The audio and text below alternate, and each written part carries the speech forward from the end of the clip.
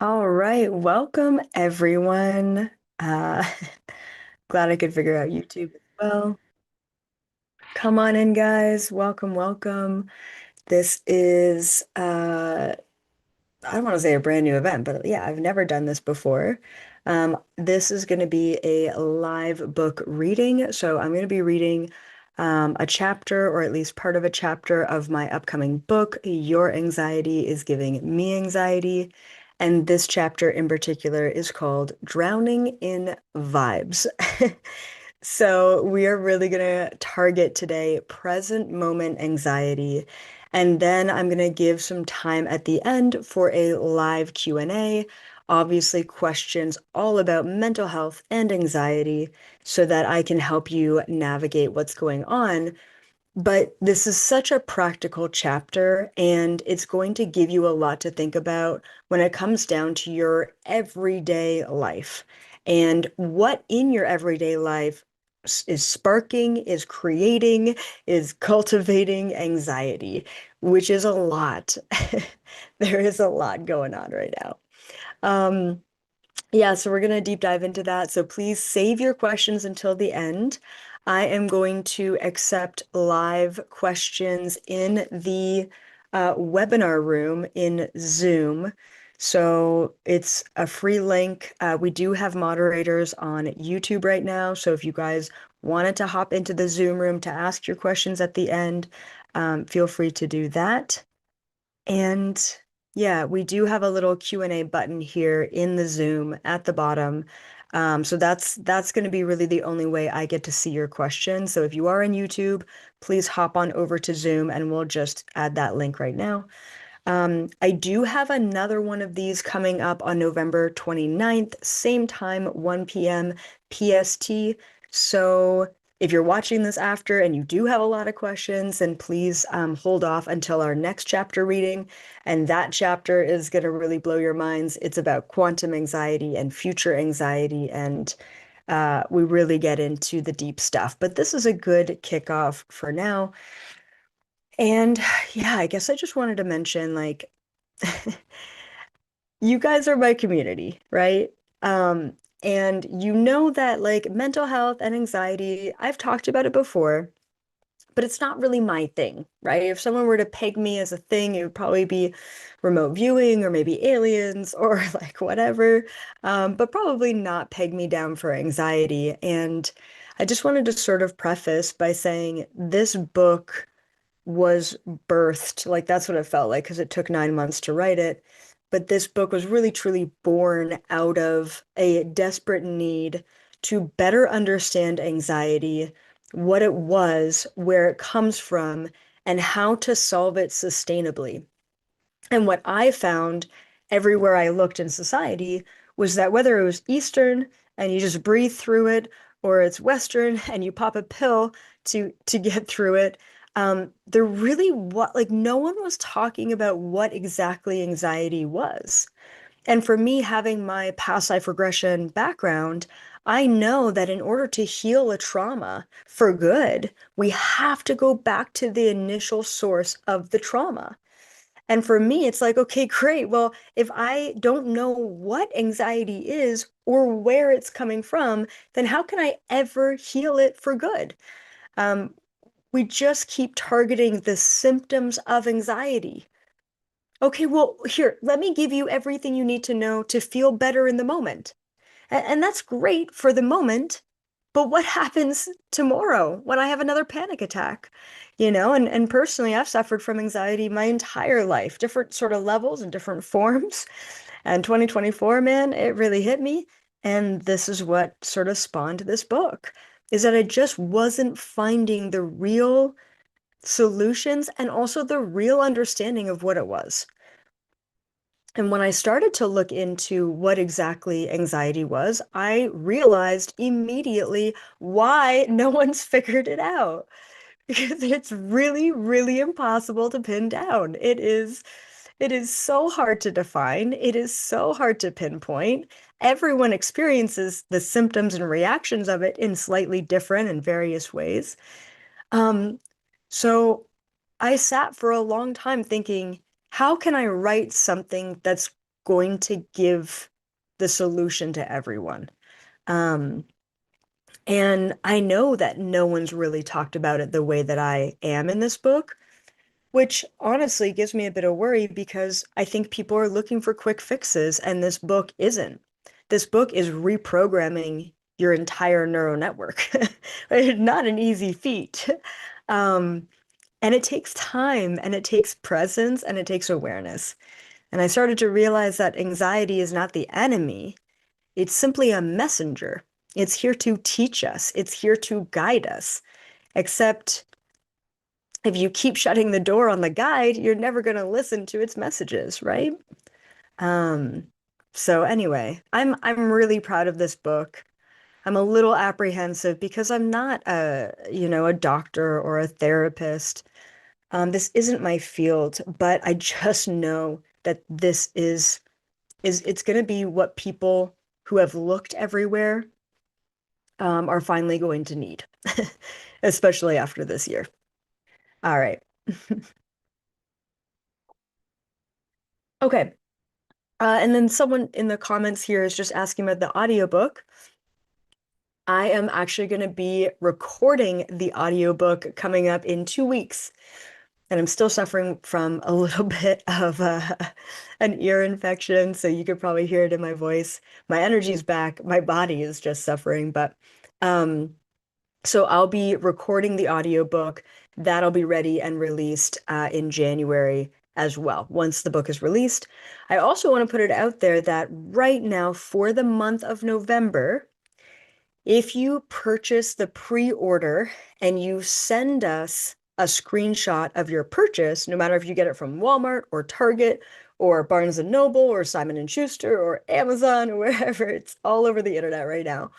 Wherever you purchase it, grab a screenshot of it, email it over to support@Elizabeth April, or just go onto our website to find that chat box, and we will give you a completely free anxiety survival guide. It includes 12 really incredible, spot-on mental health videos with a lot of my teachings.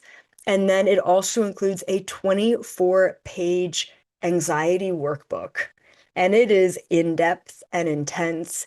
And so we figured if you're going to be ordering the pre-order, you're excited for the book, it's still a couple months away, we've put together this really comprehensive workbook to help you sort of bridge the gap between now and when the book is released. All right. So please keep that in mind and send that over to us. All right. I've got the book up here. It's on my computer. You can see that. Boom.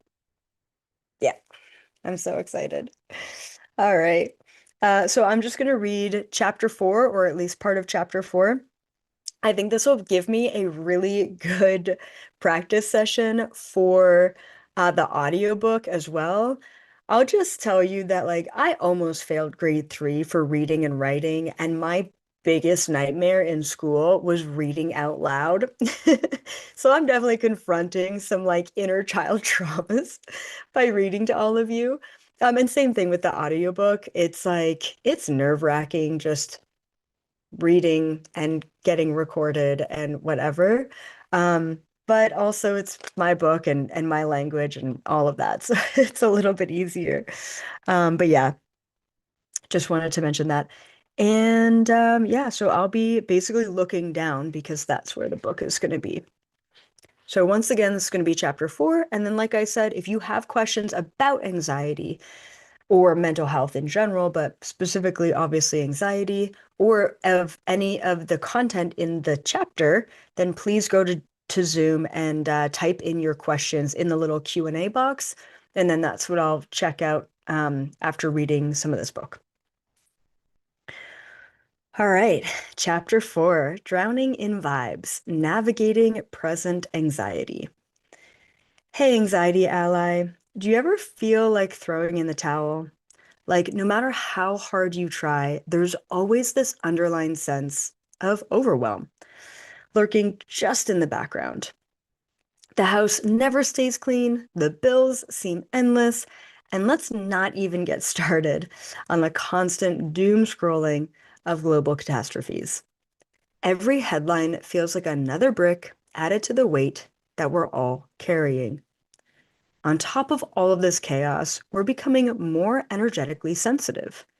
As discussed back in chapter 2, phenomena like solar flares are affecting the electromagnetic frequency around us, and these energy shifts seem to amplify everything.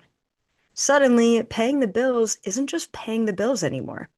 It feels like the weight of inflation, financial uncertainty, and the future of the economy all rolled into one. We are no longer living in a simple, transactional world. The layers of the physical, emotional, and energetic world just keep piling up. It's no wonder we're all feeling completely maxed out. But hey, you're not alone in this. And there are ways to cut through the noise, take control, and start feeling better. In this chapter, we're going to tackle the overstimulation of modern life head on. From clearing out external inputs that weigh us down, to embracing tools like cold showers and purposeful discomfort, this is where we start reclaiming our peace. No matter how loud the world gets, we've got this, and we've got each other. So let's figure it out together. I don't know why I feel like crying reading my own book. It's like, ugh, so much work. So much work went into this book. All right, let's get into the nitty-gritty. Anxiety is contagious. The title of this book says it all. Your anxiety is giving me anxiety. Unlike anxiety from the past, which is caused by unresolved emotion and trauma, anxiety from the present is coming from outside of us. In the present, there are a myriad of triggers that will set off our spidey sense alerts, the root cause of our anxiety. One of the biggest triggers of the alarm is coming from our external world. When we observe this world as a physical system with interactions that involve our five senses, it's easy to understand cause and effect.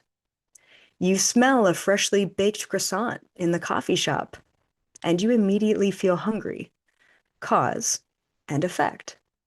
When we dive into the intrinsic energetic world and interactions that trigger our spidey sense, it can become difficult to figure out why we feel a certain way when we can't observe the direct cause of that feeling. So let's go back to the example from chapter 2 of going to the grocery store and feeling the energy from the cashier. In your logical mind, you simply went to the store to pick up a few things, you bought them, and then you came home. There was nothing notable or significant about your time spent doing this chore. Meanwhile, you interacted with someone who was feeling a strong emotion, and you ended up taking that emotion home with you. That emotion is not yours, and yet now you have it. In fact, I bet the cashier felt a little bit better after you left. You see, it's not just anxiety that's contagious. It's all energy and emotion. The busier our external world is, the more interactions we have, and therefore the more energy is exchanged. We don't just exchange energy with people, but also with situations and external objects. For instance, getting stuck in traffic doesn't mean you're interacting with one specific person and picking up their energy, but the situation itself can still affect us emotionally. As another example, watching the news isn't a two-way conversation or in-person interaction, and yet it still affects you.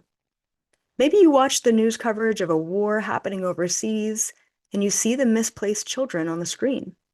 Your thoughts race and you just want someone to help them, or at least to hold them.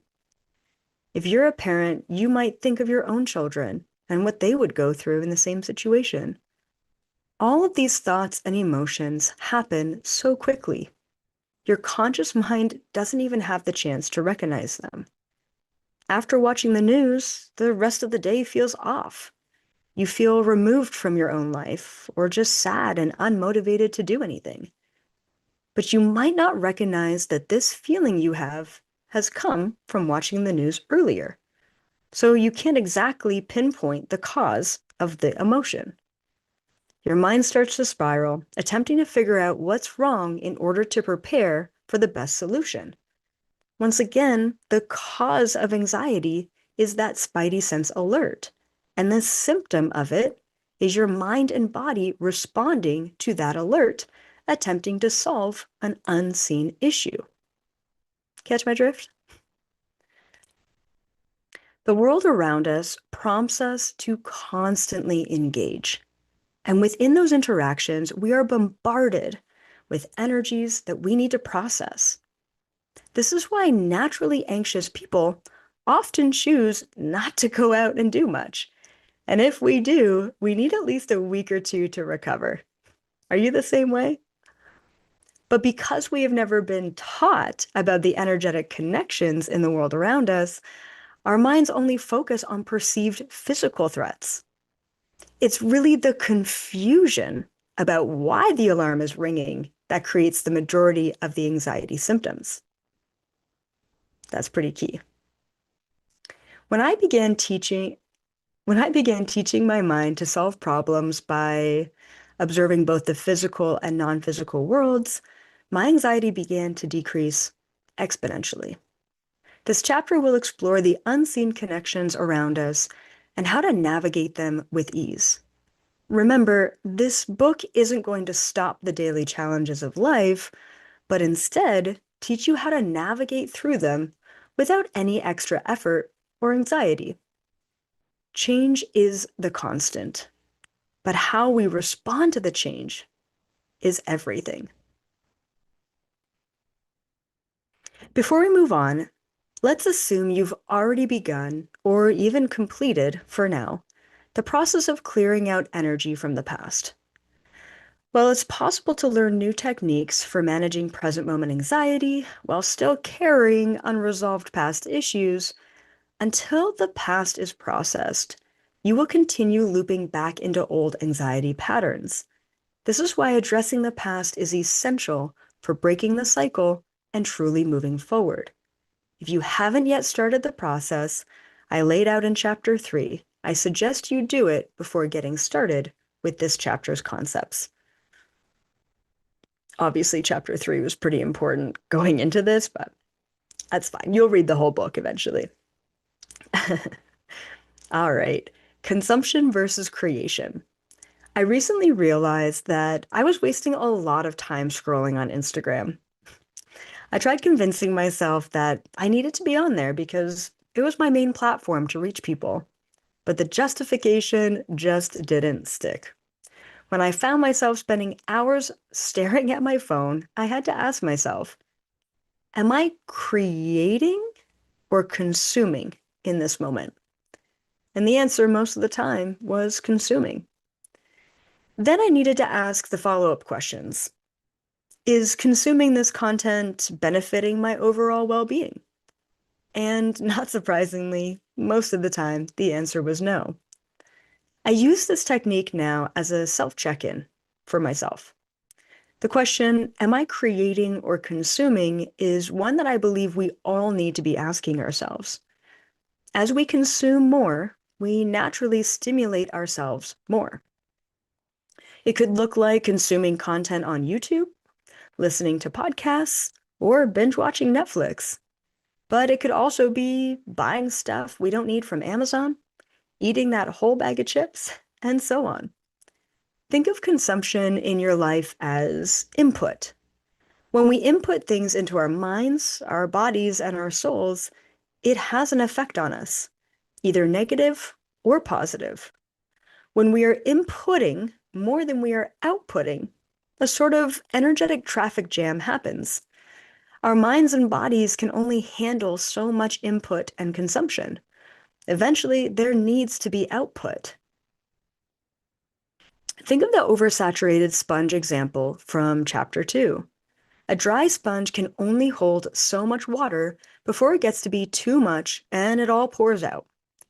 In an emotional sense, we can only handle so much emotional input before we need to cry or talk it out or otherwise output what we've been processing. In an ideal world, the consumption and creation ratio would match each other. It means you wouldn't have to hit the gym to work off the excess calories or pay for therapy to release the excess emotion. When we moderate the input and output, we feel healthy, balanced, and aligned. It's like showing up to a clean kitchen to do some cooking. You feel free to move around rather than spending the time and energy cleaning up from your previous mess. So let me ask you, do you feel balanced in your input and output or not so much? Do you want to even comment maybe some of your major inputs in your life and some ways that you can output a little bit more?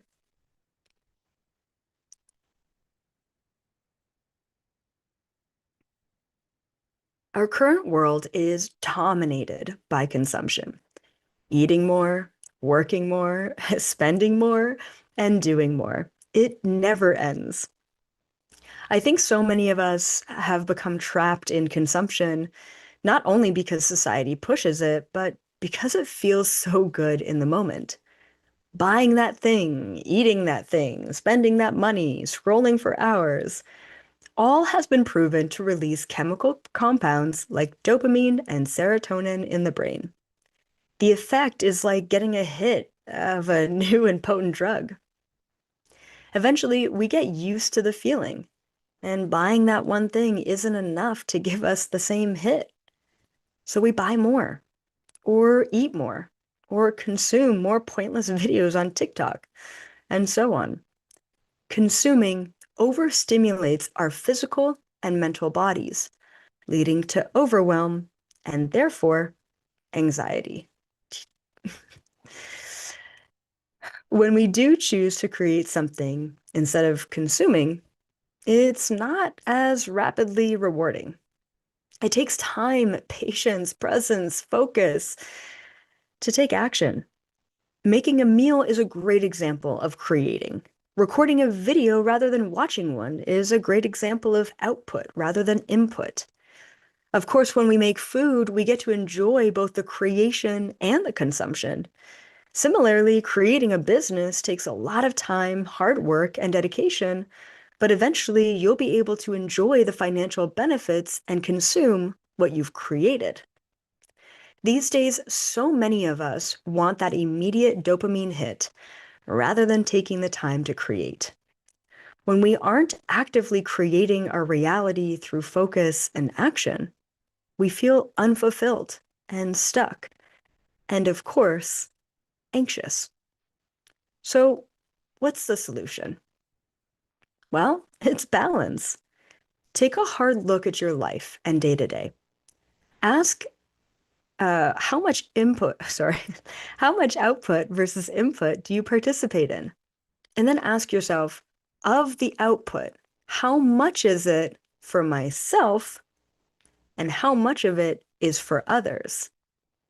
When you drive around and pick your kids up, cook them dinner, go to work, and answer your emails, that's all technically output for others.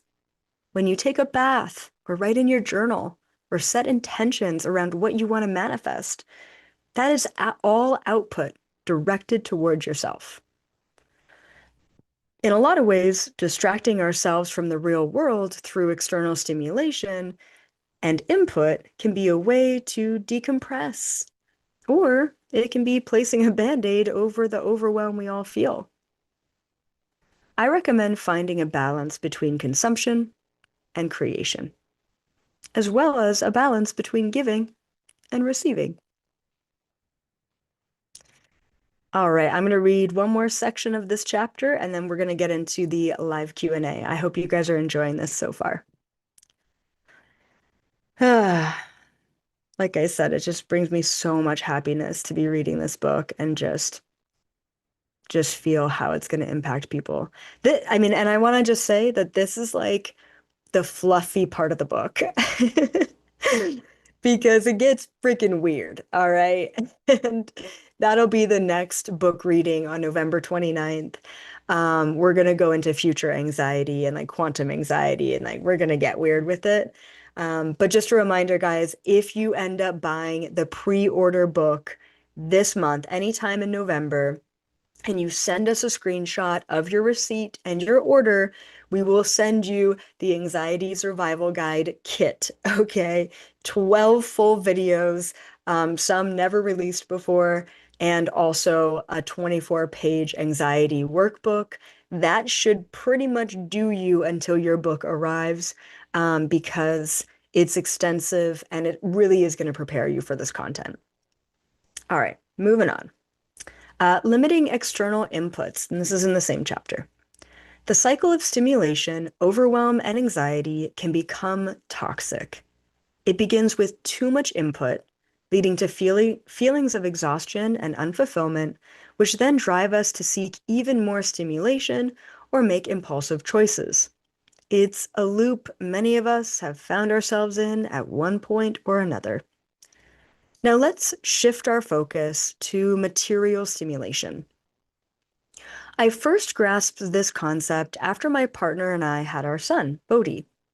As a new mom, I was immediately immersed in a world of flashing lights and loud toys and endless distractions. It all felt like too much. So when Bodhi was born, I had intentional conversations with my partner, family, and friends about prioritizing low stimulation environments. Open-ended play, wooden toys, and natural exploration became the focus. I'm not a strict mom. He watches TV occasionally, but I stick to slow-paced programs and limit screen time. I also rotate his toys, keeping only a few out at a time while storing the rest. So he has a variety, without excess. I will admit that I'm a sucker for impulse buys at Target. It's something I'm working on. The point is, I'm not perfect, but I've become more conscious of how material stimulation will affect all of us. When Bodhi was around 6 months old, we went over to the home of a mom friend who had a little boy around the same age. Her living room was filled to the brim with rolling, flashing, and loud toys. Bodhi was sitting there for at least 20 minutes, just completely overwhelmed. The mom kept handing Bodhi a new flashing toy, and each time he gave me a worried look. He eventually found blocks that were familiar to him, and he played with those.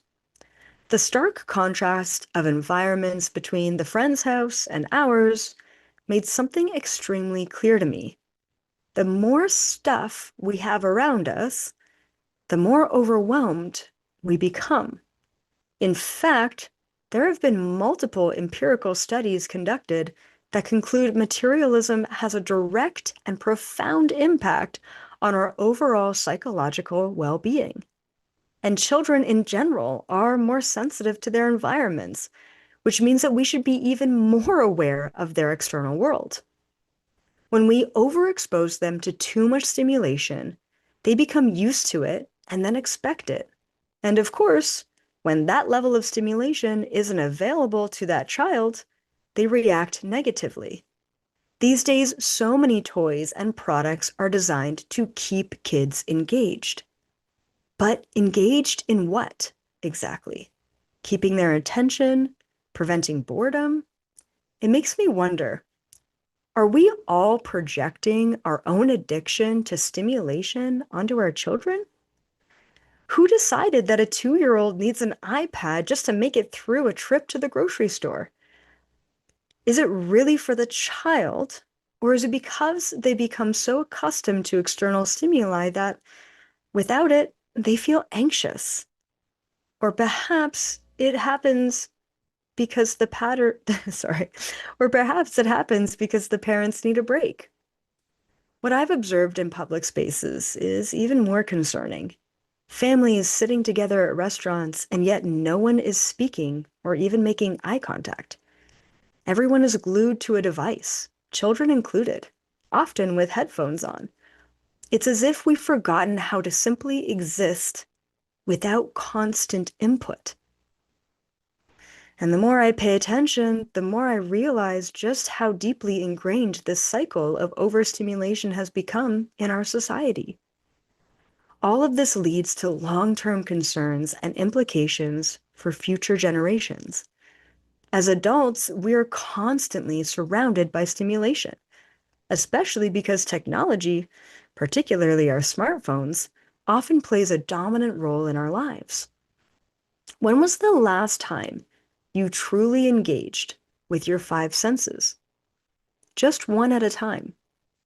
When was the last time you paused to take in a scent simply for the experience of smelling it? Or tasted something without simultaneously talking, listening, or watching a screen?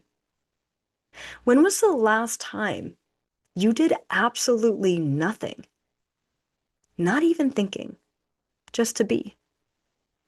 To be clear, I'm not against material things. I use my phone every day, just like everyone else. The key is awareness, recognizing the ways in which constant simulation shapes our experience and ultimately impacts our mental and emotional health. So what do I suggest? Limit your material world. We are physical beings, which means it's necessary to own physical things to help us do basic tasks, like eating on a plate with a fork and a knife, for instance. But we have a tendency to surround ourselves with stuff that we don't need and overbuy, especially when something is cheap. For example, I have about 10 pairs of sunglasses. Each pair I buy cost about $10. Do I need 10 pairs of sunglasses? No, of course not. Not to mention the momentary anxiety I feel when I open a drawer full of them and can't pick which one goes best with today's outfit. My partner, on the other hand, has one pair of $100 sunglasses, which she's had for about 5 years now. She keeps them clean and safe and never has to worry about which one goes with her outfit because she has one pair. Because I have the mentality that my sunglasses are affordable and cheap, I don't really value them the same. I buy extra pairs I don't wear or leave them places never to see them again. I'm actually spending more time, money, and energy keeping up with all my pairs of sunglasses. At a certain point, collecting more stuff is actually detrimental rather than beneficial. The mental process around consuming more stuff is just as addictive, if not more addictive, than the thing itself. I opened an Amazon package the other day and felt like it was Christmas, only to have that feeling evaporate once I had that dish towel that I bought in my hands. So ask yourself, what is it for you? What material possessions in your life are extra or unnecessary? For some people, it's shoes, makeup, clothing, or even food. Do you have a random CD collection you just can't let go of? Maybe you collect magnets from countries you visited. It's okay to indulge in some extra material things that bring you joy, such as the vast crystal collection I have. But at the rate at which we're shopping, spending, and consuming, our sense of ease is bound to be thrown off with the feeling of overwhelm. Part of me knows that society will become so overwhelmed with material stuff that eventually we're all going to yearn for a more simplified and focused way of being. You do not need to fill every corner of your space with stuff. It will stress you out even if you aren't fully aware of it. So save yourself the time, money, energy, and anxiety by limiting what you buy and clearing out what you have. One of the things I've been trying to implement in my own life is buying quality things that last a long time, rather than cheaper alternatives that have to be replaced every year. This fosters a deeper awareness, not just of the item's quality, but also of its origin, the materials used, and its overall impact on the world. I also go through all of my cupboards and drawers and closets every few months and go through my entire fridge and freezer every week before I go grocery shopping. A good rule of thumb for anything is if you haven't used it within the past 6 months, you most likely don't need it. Now, an obvious exception to that rule is seasonal materials like winter clothing. Another way to deep dive and clear out your materials is asking yourself, does this item bring me joy? If you say, one day it will, or the answer is no, then get rid of it. You can pass something along, donate it, or sell it before thinking of just throwing it out. Likewise, and look, I hate saying it, if you're holding on to stuff from your parents or your grandparents or your childhood and it doesn't bring you joy, let it go. You will be better off for it. By pausing to consciously consider our consumption choices rather than acting on autopilot, we make a more intentional, we make more intentional and responsible decisions that benefit both ourselves and the world around us. Try to include deep cleaning and organization every few months. It will drastically improve your anxiety levels. Don't just try and tackle a whole house at once. Start small with just a drawer or a closet so that managing your physical space isn't as overwhelming.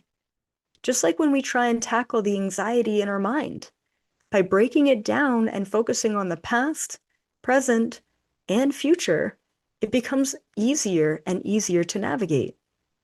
I heard a saying once that goes, a cluttered home is a cluttered mind. And it really does ring true for my own life. Speaking of minds, let's now turn our attention to the internal world and how overstimulating your mind can lead to more anxiety. And then the next section is called The Comfort Trap, Why Avoiding Discomfort Fuels Anxiety. And just the other day, and I'm not going to read this part because it goes on and but it gets deeper. Like my whole book, it just starts I was explaining this to my publisher actually. I was like, look, because they're like, wow, this is a lot for a mainstream book. And I'm like, yeah, but we got to push the boundaries. I said the book brings you up on a cloud, right? Blows your mind, and it brings you back down on a cloud. And every chapter does the same thing. Up on a cloud, blows your mind, brings you back down. We're all good. Uh, but part of this chapter is how when we break the when we break the routine of comfort, when we're okay with discomfort, we're way more equipped to navigate anxiety. And one of the things that I suggest in this chapter is cold showers. And so just the other day, was it today? Oh my God, it was either today or yesterday. I took a shower and I'm like, yep, I should really turn the temperature. And I did. And it was like, it was so good. It was so uncomfortable. But, obviously it throws me back to the book and some of these techniques. And it's good. I mean, I think immediately our response and reaction to anxiety is to distract from it, to disassociate from it, to really just run away from it and not want it, which I get because it's not comfortable to be anxious. And so by training our minds that we're actually okay to be uncomfortable, that we're safe in discomfort, we are way more equipped to understand anxiety head on and actually neutralize it through objective observation, which is what the next chapter of future anxiety would be, is how to fully, with my renewed technique, get rid of it. Takes time, patience, awareness, but yeah, anyway, the book, there's so many concepts in the book. It's so good. It's such a deep dive, and I think it's just going to help so many people. All right, so let's go into your questions. I'm going to pop this up in Zoom here. One second. Okay, great. So this is a question from Crystal. Can't wait for this big question. Does this anxiety have anything at all to do with solar flares and plasma? And yes, actually, in my prior chapter, in chapter 3, I talked about how increasing solar flares and electromagnetic energy hitting the planet is creating more anxiety. And what's interesting about this is that it's also creating a lot more energetic, heightened awareness and sensitivity. Let's just say that the solar flares are hitting us and helping us awaken, which sounds really beautiful, right? No, wrong. It is not. It is freaking overwhelming because increased electromagnetic frequency hitting our energy bodies, which are electromagnetic frequency, that toroidal field, it increases our sensitivity. And as our sensitivities are increased, we are more and more affected by the unseen energies around us. And because we're more affected by it, we're essentially inputting times 10.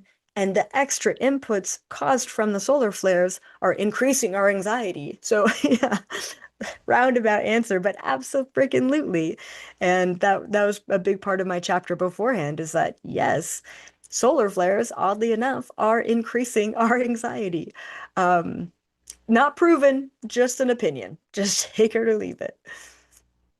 All right.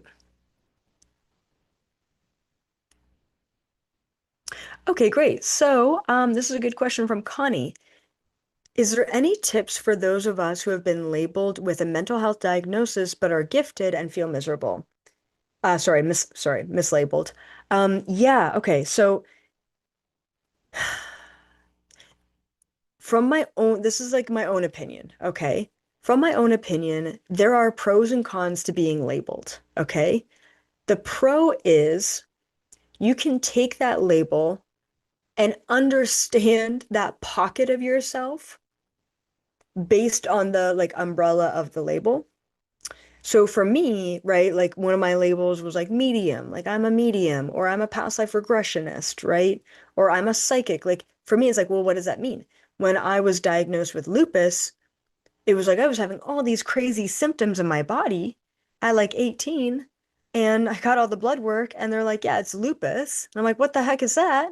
And so the I find from my own experience, the positives of having a label or a mental health diagnosis is that you can take that and understand everything about it and understand your place within it and not with it. Obviously, the downside to that, and it kind of depends on where you're at with your own sort of strength of mind, because the downside to that is you take a label, whatever it is, you're the crazy freaking alien lady, right? I just take that label to heart, and you can become that label by attaching yourself to it and losing yourself within it, right? So I think, as always, there's pros and cons to everything, and specifically pros and cons to being diagnosed. Um, and 100% whatever you, okay, oh, this is going to sound really bad. So I'm just going to say for entertainment purposes only, this is only my opinion, take it or leave it. Definitely not a healthcare practitioner, but in so many ways, we are all misdiagnosed and we are all mislabeled, right? Because we're not just one thing, you know? Like if I went to go see a like mental health specialist when I was a child, they would have labeled me like OCD, panic attacks, generalized anxiety disorder. Like I would have had it all as a kid. Um, and if especially children, if they get diagnosed, they carry that label with them for life, which is really scary, right? Same thing. Like when I was a kid, I was diagnosed with lactose intolerance. I eat dairy just fine now, but if I continue to stay away from dairy from that diagnosis, I would probably have a really bad time with dairy now. Do you know what I mean? So we cannot become the thing that we've been diagnosed with. I don't want to discredit the Eastern medicine world at all because I believe same thing. We need Eastern and Western. And my book is truly a pairing of both. Um, but ultimately, we need to break away from any sort of labeling that's been done to us to understand that this is okay. It's okay to be extra sensitive. It's okay to be freaking anxious. And you said You feel gifted and mislabeled. The majority of the people who have anxiety and have suffered from anxiety and have suffered from mental health typically are gifted, special individuals. Like, I truly, truly believe that because they don't fit into the box that we have been presented with, which means that you are different, which means that you are special. And that's a freaking beautiful thing because you're not on autopilot. You're not a robot and you're freaking questioning everything and no one has the answers for you. I get it. I totally get it. So, yeah, people who are anxious and depressed and like just having a hard time, you are special. You are gifted. And once you empower yourself within that difference, that's when nothing stops you. That's when you just go for it. That's when life gets really exciting. Um, you know? Yeah. And then it's not a part of you. It's now a part of your story that has gotten you to where you are now, right? Which is beautiful, but it no longer is you. That makes sense.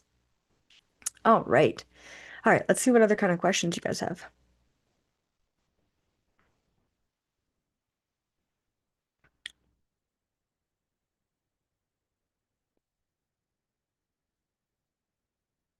Okay. That's a good question. I'm going to try my best to answer this. This is from Sky Young. Such a cool name, by the way.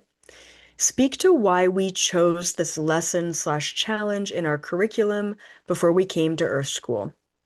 Essentially, why would we sign up for anxiety um, within our life contracts and our blueprints? And I do have an answer for that. I'm going to try and keep it short.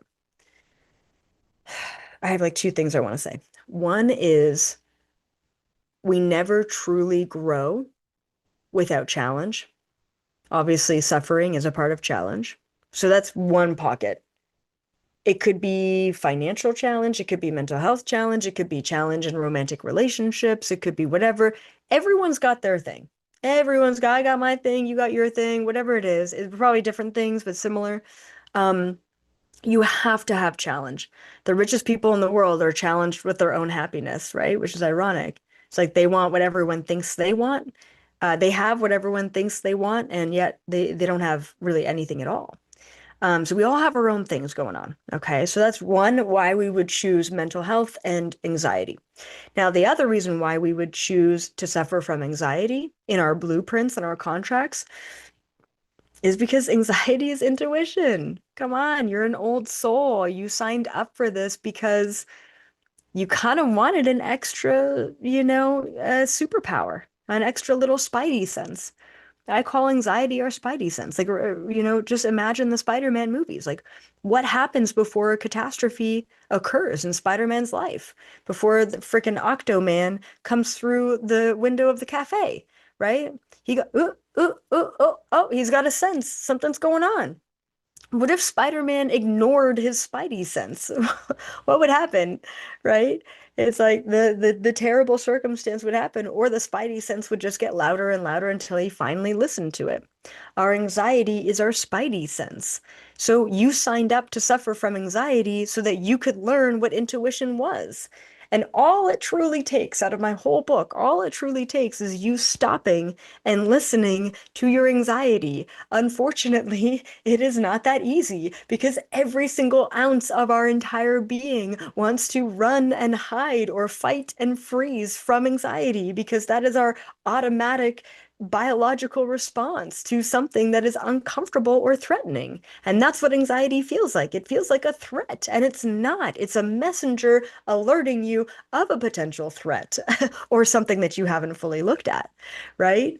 That's why we contracted it. We contracted it as a superpower, and everyone's just kind of thrown it out the window and misinterpreted it to the point where now we just negatively react to it, which makes it a lot worse, and the spiral continues. And that's why I want my book to be the end of the spiral, the end of the looping, the end of the running, and finally the moment where we can stop and confront it and say, hey, you, whoa, what are you trying to tell me?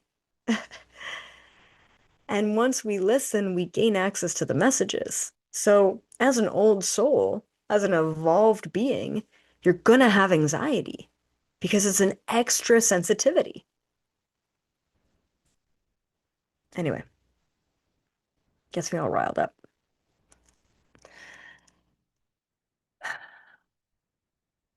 Okay, this is a good question. It's from Alejandro. Do other beings have anxiety? Does Mother Gaia have anxiety too? What can we do to help if she does? Yeah, so once again, like anxiety is a messenger, but anxiety is also sort of like a disharmonic interruption. Think about it that way, all right? So Mother Gaia, for example, like if there's a war going on in the Middle East, like Mother Gaia feels that. And yeah, sure, we could look at that disharmony or that energetic, misalignment, and we could pinpoint and label it anxiety, right? But this is where the word itself sparks so much fear, and it's a natural interaction with the energetic world around us. It is our physical, biological bodies saying, whoa, whoa, whoa, there's something that I can't cognitively process in this moment, so I'm going to start giving you some sweaty palms or like palpitating your heart or like, getting your mind like, hey, when your mind freaks out, okay, and you're feeling anxious, the only reason why your mind does that is because it's trying to pinpoint the problem. My body's telling me something's off. My mind is trying to figure out what's wrong, and no one fucking knows what's going on. Right? And it's just, and then you're like, okay, I don't know. So I'm going to go ahead and, have a beer or scroll on social media or like, I don't know, whatever the distraction techniques are, or like pop a pill to feel better. And like, that's fine. And like, you can even breathe through it. And like, good for you for breathing, which is fine. That's in my book too. But it's like, that only ever deals with the symptoms. It does not deal with the root cause of anxiety. That's why my whole book is just so different than anything out there. Let's talk about where it comes from. Um, yeah. So yes, Mother Gaia, other beings, they have anxiety, but they would never label it anxiety. They look at it as an energetic signal. And guess what? Other beings and Mother Gaia are freaking conscious enough to be like, okay, well, what's wrong? What's going on?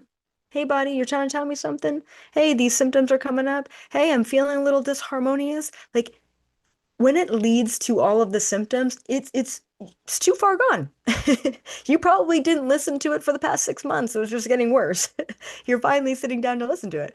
Other beings don't really, they're not like, and I can't speak to like every single being in the universe, but like more advanced beings, they pick up on the energetic differences and they just don't let those signals keep going. They stop and they listen to it. So it never really becomes anxiety, if that makes sense. But yeah, of course. It's anxiety or energetic messages are just like a natural communication system of the entire universe, which is really cool when I started looking into it. Okay, hopefully that makes sense. Mm-mm-mm. Let me do like one more question. This is a good question. Okay, from Monica. Can anxiety sometimes be related to collective healing or processing and not necessarily personal? Absolutely. Absolutely. Like a really big part of anxiety is coming from the collective. I definitely don't want to say like upwards of 50%. It kind of depends on who you are. Like some people have so much trauma, unresolved trauma in their past that all of their chronic anxiety is coming from childhood, for example. Some people are just so energetically sensitive that all of their present moment anxiety is coming from the freaking world at large. And some people are so, and this is where it gets so cool in the next chapter, future anxiety. I was gonna call it quantum anxiety, and then I was like, this is gonna be way too much for people, but I still went into it. People who worry about the future a lot, Okay. So if your anxiety comes in the form of like you're up at 3 a.m. and you're like, I have a dinner party this weekend. Do I have all the ingredients? What if I burn the thing? And then what if they're late? And like, what if that happens? And like, what am I going to pack or whatever? If you're like a spiral kind of thinker and you're a future anxiety type, I think we all suffer from like all of them, but everyone kind of has their own little things. Those individuals are actually way better at navigating infinite number of future timelines. So it gets weird, but it gets really cool and like really exciting because anxiety is just like a doorway. It is a doorway to infinite possibilities. Like think about it, okay? Anxiety is the bridge between the physical and the non-physical world. That's why psychology can't really just truly define and pinpoint and help and heal anxiety for good. And that's why spirituality can't really pinpoint and define and help and heal anxiety for good. Breathing won't do it. Popping pills just won't do it. It will not create the sustainable change we need, sustainable healing.